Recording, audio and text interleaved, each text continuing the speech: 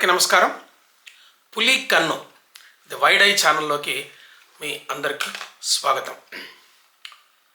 విజయవాడలో 6వ ప్రపంచ తెలుగు రచయితల మహాసభలు జరుగుతూ ఉన్నాయి.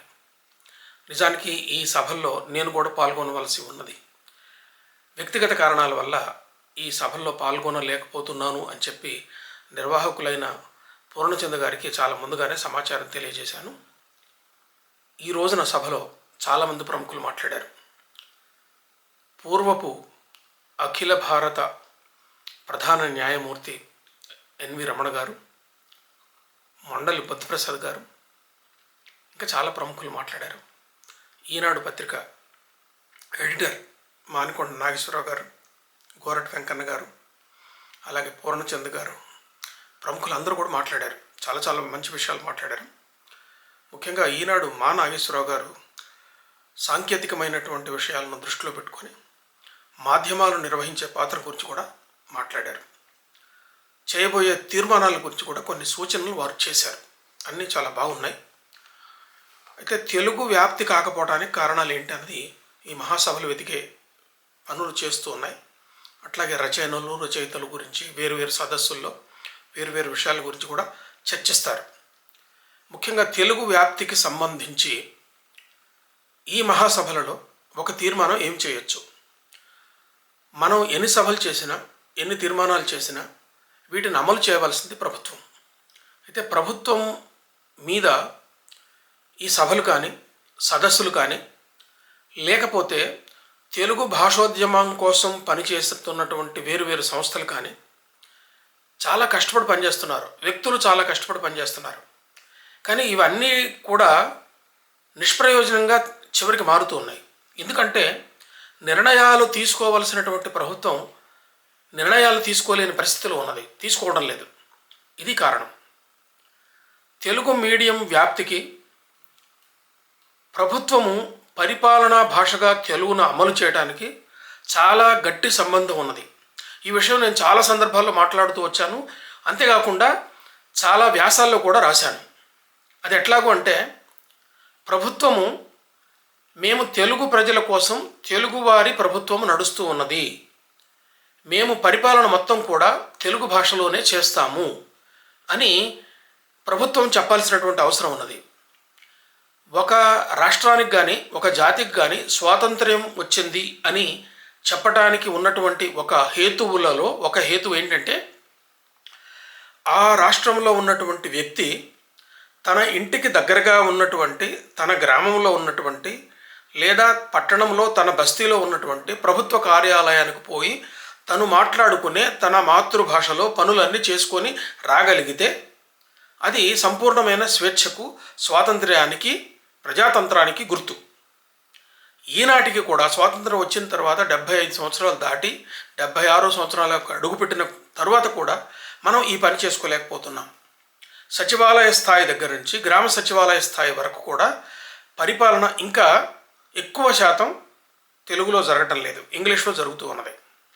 కనుక పరిపాలన మేము తెలుగులో చేస్తాము కాబట్టి ప్రభుత్వ ఉద్యోగాలు అన్నీ కూడా ఇకపైన తెలుగు మాధ్యమంలో చదువుకున్న వాళ్ళకే మేము ఉద్యోగాలు ఇస్తాము. ఎందుకంటే మేము తెలుగులో పరిపాలన చేస్తున్నాం కాబట్టి తెలుగు ప్రజలకు తెలుగులో పరిపాలన చేయడానికి కావలసినటువంటి ఉద్యోగులు తెలుగు మాధ్యమంలో మాత్రమే చదువుకున్న వాళ్ళు కావాలి అని ప్రభుత్వం ఒక్క ప్రకటన ద్వారా ప్రపంచం అంతటి కూడా తెలిసేటట్టుగా ఒక ప్రకటన ఇవ్వగలిగితే తెలుగు మాధ్యమం ఆటోమేటిక్గా తెలుగు మాధ్యమం అన్నది దాని అంతటది వ్యాప్తి చెందుతుంది. తెలుగు మాధ్యమం ఇంత దాకా పూర్తిగా తొలగిపోయి ఇంగ్లీషు మాధ్యమం పెరిగి అదొక వ్యామోహంలాగా మారి ఎంత పేదవాడైనా సరే ఎంత కష్టపడైనా సరే తన పిల్లలను ఇంగ్లీష్ మీడియంలో చదివించుకోవాలి అనేటువంటి పరిస్థితికి తీసుకొచ్చింది ఎవరు అంటే కేవలం ప్రైవేటు విద్యని ఒక రిస్క్ లేని, ఒక నష్టం చవి చూడడానికి వీలు లేనటువంటి ఒక వ్యాపారంగా భావించినటువంటి వ్యాపార సంస్థలు ఈ పరిస్థితిని తీసుకొచ్చాయి. మీరు ఇంగ్లీష్ మీడియంలో చదువుకుంటేనే మీకు మంచి ఉద్యోగాలు వస్తాయి అని చెప్పడం అన్నది పెద్ద వ్యాపార సూత్రం అయిపోయింది. మీరు ఇంగ్లీష్ మీడియంలో చదువుకుంటేనే ఇతర దేశాలకు పోవడానికి వీలవుతుంది అని చెప్పడం కూడా పెద్ద వ్యాపార సూత్రమైంది. కానీ నిజానికి భారతదేశంలో చదువుకున్నటువంటి వాళ్ళల్లో, తెలుగు రాష్ట్రాలలో చదువుకున్నటువంటి వాళ్ళలో కేవలం 2-3% వరకు మాత్రమే ఇతర రాష్ట్రాలకు, ఇతర దేశాలకు ఉద్యోగాల కోసం పోతున్నారు. మిగతా వాళ్ళందరూ కూడా ఇక్కడే పనిచేస్తున్నారు. 2 తెలుగు రాష్ట్రాల్లో కలిపి 13-14 లక్షల మంది ఉద్యోగులు ఉన్నారు. అంటే ప్రతి సంవత్సరం కూడా 13-14 లక్షల ఉద్యోగాలు తెలుగు వారి కోసం పనిచేసే వ్యక్తుల నుండి కావలసినటువంటి అవసరం ఉన్నది. అలాంటప్పుడు కేవలం తెలుగు మీడియంలో మాత్రమే చదువుకున్న వాళ్లకు మాత్రమే ఉద్యోగాలు ఇస్తామని చెప్పి ప్రభుత్వం ఎందుకు చెప్పలేకపోతున్నది? అయితే ఒకప్పుడు ప్రైవేటు విద్యా వ్యాపారులు ప్రభుత్వ అధికారానికి, ప్రభుత్వ నిర్ణయాలకు లోబడి పనిచేసేవాళ్ళు. క్రమక్రమంగా ప్రైవేటు విద్యా వ్యాపారులు వాళ్ళు పట్టు పెంచుకొని తన కళాశాలల వ్యాప్తి చేసుకొని ఒక పెద్ద కార్పొరేట్ సంస్థలు అయిపోయి ప్రభుత్వాలను ప్రభావితం చేసే స్థితికి వచ్చారు. ఈ పరిస్థితిలో పోయిన ఆంధ్రప్రదేశ్ ప్రభుత్వము మేము 1వ తరగతి నుంచి ఇంగ్లీష్ మీడియం పెడతామనేటువంటి స్థితికి వచ్చింది. దాన్ని ప్రజలకు ఇట్లా చెప్పగలిగారంటే, మీరు ప్రైవేటు విద్యకు పోవాల్సిన లేదు, లక్షల కుమ్మరించి ప్రైవేటు విద్య నేర్చుకోవాల్సిన పని లేదు, మేమే ఇంగ్లీష్ మీడియం పెడతాము, మేమే ఇంగ్లీష్ మీడియంలో మీ పిల్లలకు విద్యాబోధన చేసి ఆధునిక మానవులుగా తీర్చిదిద్దుతాం అనేటటువంటి స్థితికి పోయిన ప్రభుత్వం తీసుకొచ్చింది. ఈ కారణంగా తెలుగు మీడియానికి మరింత నష్టం చేకూరింది. ఈ పరిస్థితుల్లో ఇప్పుడు జరుగుతున్నటువంటి 6వ ప్రపంచ తెలుగు రచయితల మహాసభల తీర్మానాలలో ఒక తీర్మానం ప్రత్యక్షంగా ప్రభుత్వాన్ని కోరుతూ,